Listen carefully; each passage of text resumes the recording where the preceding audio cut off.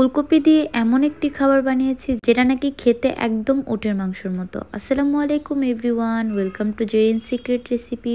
আজকে আমি বাসায় প্রথমবার বানিয়েছি ফুলকপির পাকোড়া। তো যেটা খেয়ে আমার ছোট ভাই বলছিল এটা নাকি একদম উটের মাংসের মতো। তো ভাবলাম আজকে যেহেতু প্রথমবার ট্রাই করেছি, রেসিপিটিও আপনাদের সাথে শেয়ার করি। যদিও এটা খেতে উটের মাংসের মতো না, তারপরেও আমার ভাই দুষ্টামি করে বলছিল। তো এখানে শুরুতেই আমি একটি ফুলকপি নিয়েছি, যেটা থেকে আমি ছোট ছোট পিস করে নিচ্ছি। তো এগুলো দিয়ে আমি ফুলকপির পাকোড়া বানাবো। যতটুকু শেপ আমার দরকার ততটুকু করে কেটে নিয়েছি। আমি সম্পূর্ণ ফুলকপিটি নেইনি, আমি কিছু পরিমাণ ফুলকপি নিয়ে নিয়েছি। তো ফুলকপিটুকু আমি ভালোভাবে পানিতে ভিজিয়ে রেখেছি যেন ফুলকপিতে কোনো ময়লা না থাকে।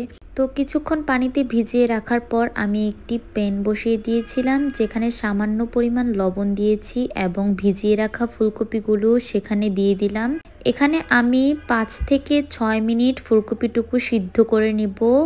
এটা দেখতে হবে বেশিক্ষণ যেন সিদ্ধ না হয়ে যায়, তাহলে পাকোড়া বানাতে সমস্যা দেখা দিবে।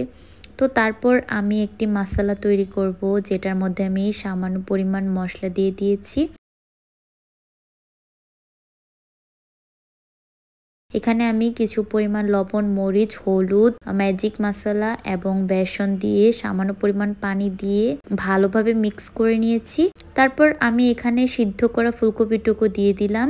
এই তো আলতো করে আস্তে আস্তে মাখিয়ে নিয়েছি। এটা খুবই আস্তে আস্তে মাখিয়ে নিতে হবে, না হলে ফুলকপিটুকু ভেঙে যেতে পারে। তারপর আমি এখানে প্রয়োজন মতো বেসন অথবা সামান্য পরিমাণ কর্নফ্লাওয়ার দিয়ে দিব। তো কর্নফ্লাওয়ার দিয়ে আমি আবারও ভালোভাবে মাখিয়ে নিয়েছি এবং প্রয়োজনে সামান্য পরিমাণ পানি দিয়ে দিচ্ছি। এটা আপনারা আপনাদের প্রয়োজন মতো দিয়ে দিবেন। যেহেতু পাকোড়াটি আমি প্রথমবারের মতো বানাচ্ছি, তো আমার কোনো ধারণা নেই কিভাবে বানাতে হবে। আমি এটা কয়েক জায়গা থেকে দেখে বানানোর ট্রাই করছিলাম, তো আশা করি ভালো হবে। এখানে ফুলকপিগুলো খুবই ভালোভাবে মাখিয়ে নিয়েছি এবং মশলাগুলোর সাথে খুবই ভালোভাবে মাখিয়ে নিচ্ছিলাম, যার জন্য আমি একটি কড়াইয়ে ডুবো তেল দিয়ে দিয়েছি এবং কিছুক্ষণ তেলটি গরম হতে দিয়েছি। তারপর আমি এখন আমি ফুলকপিগুলো একটা একটা করে দিয়ে দিচ্ছি চুলায় এবং আস্তে আস্তে ভেজে নিব।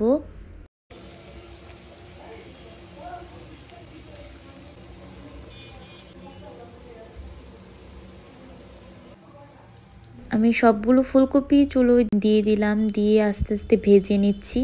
এটা আমার বেশিক্ষণ সময় লাগবে না, 5 থেকে 6 মিনিটের মতো সময় লেগে যাবে। কিছুক্ষণ পর যখন দেখা যাবে যে পাকোড়াটুকু একদম মচমচে হয়ে গিয়েছে, ফুলকপি পাকোড়াটুকু একদম মচমচে হয়ে গিয়েছে, তখন আমি নামিয়ে নিব। এটা খেতে কেমন হয়েছে আমি বলবো না, আমার ছোট ভাই বলবে। তো আপনারা সবাই ওর থেকেই শুনে নিন।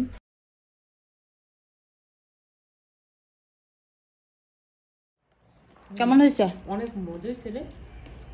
ফুলকপি যে এটা বোঝা যাচ্ছে না, উটের মাংসের মতো লাগতেছে। উটের মাংস এমন।